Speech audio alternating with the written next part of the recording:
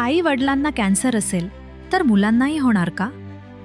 हो, हा प्रश्न एकदम चांगला आहे. कारण बरेचदा काय होतं ना, बरेचदा माझे पेशंटला असं वाटतं की त्यांना कॅन्सर जर झाला तर त्यांच्या मुलांना किंवा यांना पण कॅन्सरची रिस्क असू शकते. याच्यामध्ये थोडं तथ्य आणि बऱ्यापैकी चुकीचं आहे, मी तुम्हाला सांगतो. काही कॅन्सर ज्याला आपण हेरिडेटरी कॅन्सर म्हणतो, हेरिडेटरीच एक कॅन्सर असे आहे जे आई वडिलांकडनं मुलांकडं किंवा ग्रँडफादरकडनं किंवा मॅटर्नल साईडकडनं फॅमिलीला होऊ शकतात. पण तुम्हाला मी सांगू इच्छितो की हे कॅन्सरची संख्या फक्त 4%, म्हणजे 4%च रुग्ण असे आहेत पूर्ण 100% कॅन्सर रुग्णांमध्ये की ज्यांना हे कॉज हेरिडेटरी आहे. आता हे कसं ओळखायचं की तुम्हाला हेरिडेटरी कॅन्सर असू शकतो का नाही? तर 2 इम्पॉर्टंट गोष्टी तुम्ही लक्षात घ्यायच्या की तुमच्या फॅमिलीमध्ये जर 2 किंवा 3 कॅन्सरचे रुग्ण झाले असतील, जसं तुमच्या आईला किंवा मावशीला किंवा आजीला किंवा वडिलांना काकांना, अशा 2-1 केसेस जर तुमच्या घरी झालेल्या असतील तर तुम्ही निश्चितपणे डॉक्टरांना जाऊन ही टेस्ट केली पाहिजे. आणि तुम्हाला सांगायला एकदम सोपं आहे की हे कॅन्सरचा जो हेरिडेटरी नेचर आहे ना, हे खूप इझी आहे डायग्नोज करणं. म्हणजे आता हेरिडेटरी टेस्ट बऱ्यापैकी अफोर्डेबल झालेल्या आहेत आणि तुम्ही डायग्नोज करू शकता. आणि जर हेरिडेटरी कॅन्सर असेल तर तुम्ही त्याचं आधीच डायग्नोज करून निदान करून